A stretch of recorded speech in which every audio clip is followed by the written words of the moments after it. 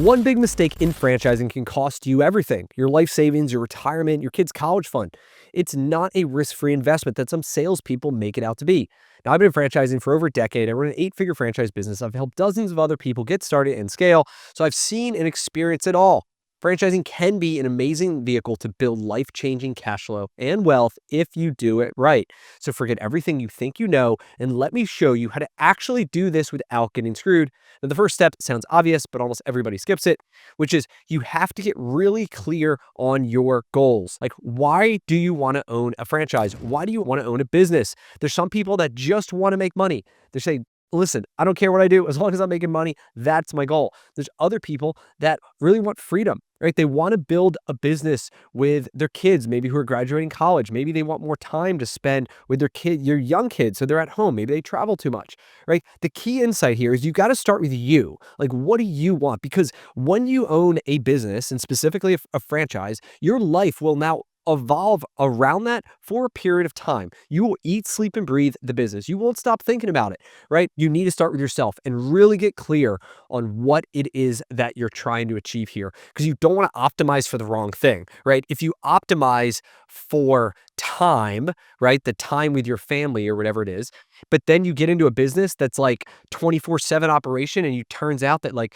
you are missing dinner every single night because you signed up for a business that is an emergency on-call deal, like, right? Versus getting into a business that's Monday through Friday, 9 to 5, you have a very predictable schedule that leaves this time on the nights and weekends to enjoy your life, right? These are really important decisions that a lot of people don't think about.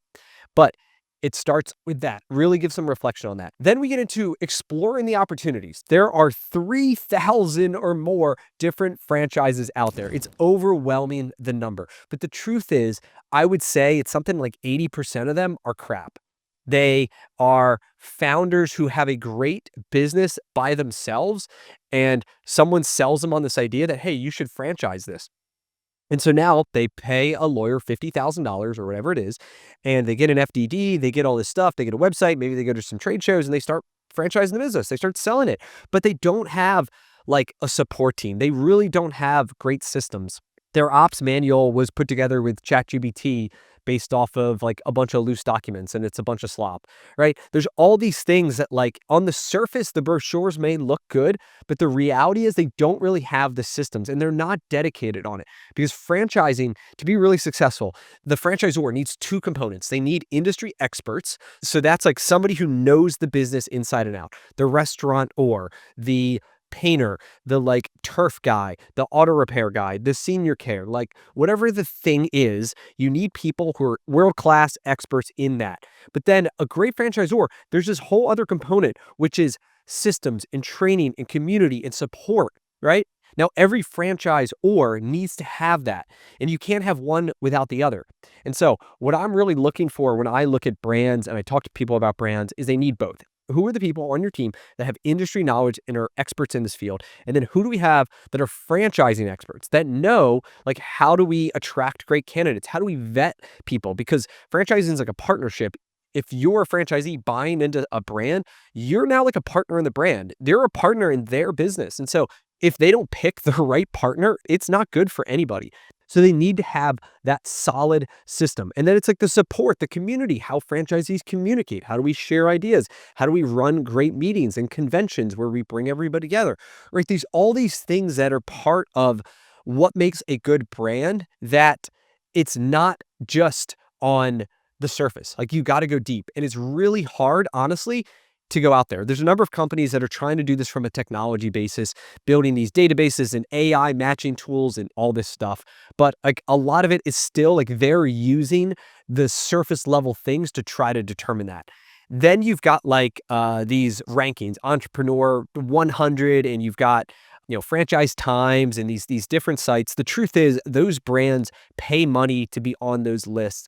They're not bipartisan by any means. They're a marketing effort. And so you really can't go by that.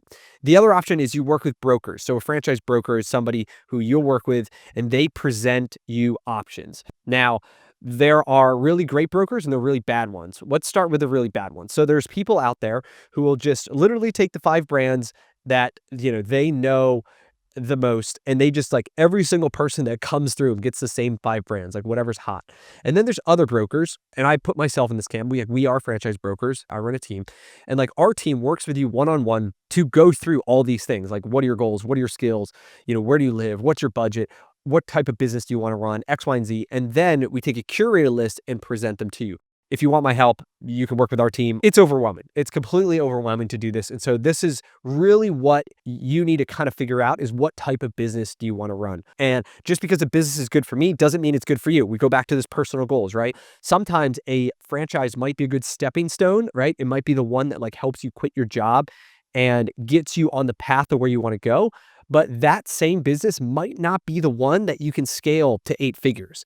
It might be one that like I can replace my income, I can get my freedom, I can become a business owner. It's great for like level 1, but it doesn't get you to level 10. And that's okay. But once you're in the game, once you start to build these skills, you build those muscles, it's way easier to make that jump to the bigger business than to go totally cold as an employee to this larger business. Once you start to find brands that you like, whether it's through a portal, whether it's through a broker, or it's like you're just Googling or whatever, you start to have these initial conversations. So you'll get on a call with a franchise development rep. Now, most of them are very friendly, but they're also salespeople, right? Their job is to really kind of communicate the brand, to really sell you on the brand. And you really want to make sure that it feels good for you too. And that you're not just like getting pulled along in this process, but that like they are asking questions about you. They're trying to understand like, what are your goals? Like, where do you see yourself? The best brands have a sales process that turns people away, that they realize like, we don't want everybody. We want this specific person because we value franchisee profitability. Like we want a company that has stacked with very profitable franchisees. And if you are not going to be a good franchisee, like if they think that I would be a terrible operator and I wouldn't make money in their system, they should turn me down, because if they don't, like I could be a cancer for the rest of the system. The best brands have a very strong filter, and they eliminate people through their process. Like they have a very tight driven process. But anyway, you get on these calls, you start to learn about the business model, the backstory, the future goals, and you really want to ask some pointing questions here and really drill into them. I have a whole list of franchise due diligence questions that everybody that we work with gets, and I'll link with the link below. You can have it free. And basically it helps you walk through kind of all the questions that I would ask when I'm going through it. Up to this point, you're like, all right, this thing's looking good. I want to keep going down the path. You're going to get into what's called an F.D.D review. That stands for a franchise disclosure document, which is a 100-ish page document that lays out all the rules of the franchise in a very easy read format, because every brand has to follow the same format. There's 23 chapters. It lays them all out. The big ones that I'm going to look at immediately are number 6, which is the ongoing fees. So this is going to have the royalty, brand fund, all the required fees that you're going to have to pay. It's all in there. Number 7, item 7 is the startup costs. So this is going to be the franchise fee, and then all the other fees that are related to starting it. It's always going to be a range, so like a high to low, which, is based off of, recent franchisees and their startup costs. They'll also give into like development costs. So if you plan on doing multi-unit, it will show you those costs. And then item 19. So item 19 is like the big popular one that shows financial performance.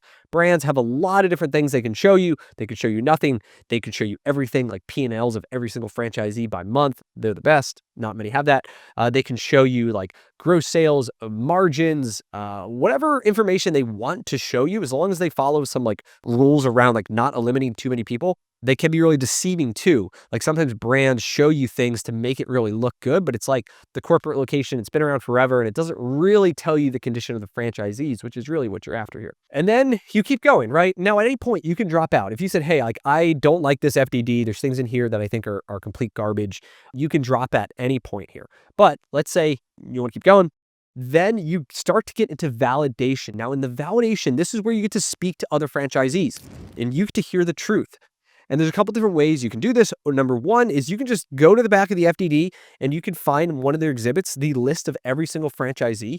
Many times it's their email and their phone number. And then you just call them and just say, hey, I'm looking at buying into this brand and I would like to talk about your experience. There's other brands that run group calls. So for very fast growing brands, they don't want to bombard their franchisees with all these like one-on-one calls. So they once a week, they host a group call. Many of them record it and you'll get access to the recordings. And so it's really good to kind of listen to those. And you want to hear about like day in the life, like talk to me about your day to day, like what's it like? What are the biggest challenges that you are facing? Because whatever challenges they're facing, you're probably going to face the same. You want to get into the support and the marketing and the financials and the regrets. Like, hey, would you do this all over again? Right? Would you recommend this to a friend or family? Do you plan to expand? There's lots and lots of questions here. As part of that due diligence checklist, I have a whole list of 20 plus questions to ask existing franchisees as part of the validation. So if you download my free checklist, you can get it there. You'll hear good stuff. You'll hear bad stuff. You'll hear it all. You really have to kind of vet to think like, is this person going to operate the business like I would? Because if I'm going to be a full-time operator and I talk to somebody who's like a part-time treating this thing just like this side project, like we are probably going to have different results. At least I hope I would do a little bit better. So like I want to talk to some of their top performers and yeah, I want to talk to some of the bottom performers and I want to get a good sense of like, is the support there? Is the training there? Are the mistakes and pain that the like lower performers have? Is that an issue with the system or is that a personal issue, right? That I may or may not experience. If validation seems good, from here, you are at this point starting to get your funding together. A lot of people use SBA loans to fund franchises. Most of the time, they can get 80% of the total startup costs. And so at this point, if you're serious, you really should start this process of getting approved for funding. We have a number of different people that we put people in contact with, but loan brokers like Benetrend, FranFund, Tenet Financial are really good. You definitely want to line up your financing as early as possible because it can draw out. And this will help ensure you know what you can afford and you don't waste any time on things that you can't. And at this point, if things are looking good, they will invite you to meet the team day, discovery day, confirmation day. They all have like different names and stuff. It's all the same though. Basically, you're going to fly to the headquarters. You're going to meet everybody in person. You're going to meet the leaders of the different departments. And what you really want to look for is like, is this everything I thought it was? Like, I am meeting these people. Like, I'm going to now be part of this world if I move forward. And culturally, do I vibe with them? Are these the type of people that I want to surround myself with, that I want to build a business upon? Who are the other people that also got this invite? And like, could I see these people as fellow franchisees, fellow friends and business owners? Or do I feel like, man, these are all really sharp people and like we're all like super excited about this thing and it seems legit? I've been in those rooms. I've also been in rooms where like, oh my God, how did these other people get here? There's like a guy in the corner and he's got like a stained shirt and, you know, they're asking the dumbest questions and it's like, are they willing to sell this thing to anyone or am I just the sucker here? And so you really want to feel that like it is a strong process. They've got their shit together and that you would be proud to be part of it. And at this point, after Discovery Day, they are going to vet you. They're going to do the same thing to you to say, is this a guy or gal who we want our team, who's going to represent us well, who's going to help us build the vision that we have in becoming the biggest blank in this industry? And there's been many times that brands will not move forward with a candidate after they meet them, right? Sometimes it's, you know, they take out you dinner and stuff. And sometimes like there's stories of people getting absolutely hammered at the bar, like starting to hit on some of the employees and like all this crazy stuff. And they're like, wait a minute, this guy, like not somebody that we want on our team here, right? Or somebody who's honestly just like very annoying and asks a lot of dumb questions and like totally forgets all these things that we talked about, right? And then there's other people that they're super excited and they're like, hey, we want you on our team. They will then offer you the right to apply. Like they will say, hey, if you're willing to move forward, we will award you a territory. And at that point, they usually give you like 1-ish weeks to basically like lock down your territory. And you have to kind of that decision to move forward or not. And if you say, hey, I'm moving forward, at that point, you should be working on getting your SBA finalized. You'll start to set up your LLC and your business entities.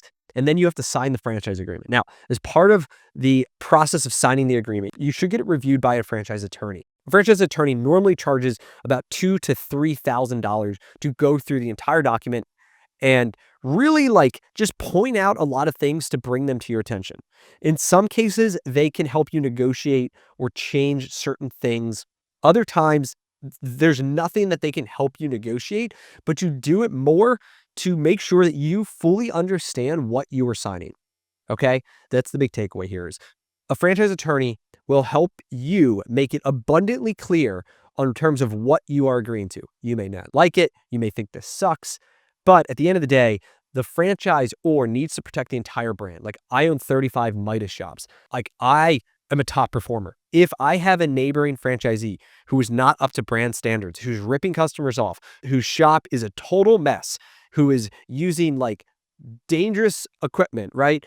Our car could fall off the lift any day and like crush somebody, and it's a complete shithole. That hurts my business, right? I want the franchisor to have the ability to force people, when appropriate, to get up to the standards that we all agreed to, right? That I agreed to, that they agreed to, that everybody agreed to. And if they're not playing at that level and they said they were going to do it, the franchisor needs to use their power. And the only way to get that power is the franchise agreement. Now, some brands abuse that.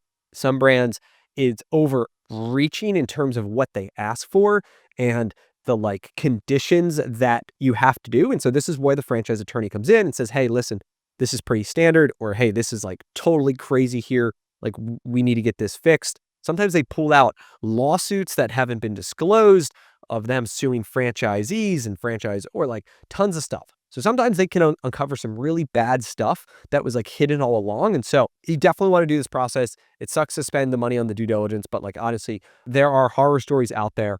And working A, with a good team like mine, but then B, working with franchise attorneys and other professionals, like, you stack the odds in your favor in ensuring that you are getting in the best opportunity that you can. You decide, hey, I'm moving forward. You sign the contract, you wire the money. If you're using financing, like, your financing will come a couple weeks later, but that's okay. And then you get started with training. They start you with onboarding. You're going to have probably a 90-day just like gauntlet that's going to get thrown down, where it's going to be chaos, probably, where you're going to have 40, 50, 60 hours of online training. You're going to have to get all your business stuff set up. You're going to have to line up insurance and get payroll. And like, you're going to start connecting with other franchisees. And there's like a ton of stuff that you're going to do, but you're off into the races. And depending on the business model, you might even be launched and making money in 90 days. If you're in a retail concept, it could be 6 months because you got to find and like renovate a retail spot.